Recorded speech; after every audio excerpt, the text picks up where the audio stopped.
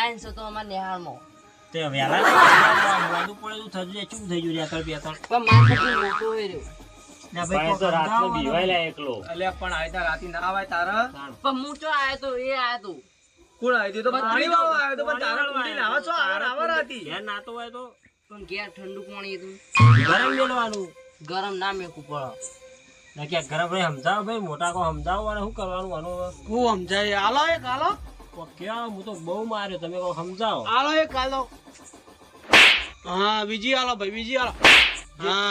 એટલી આલી દો કપૂભા પણ કાલ દાડો ઉગશે ને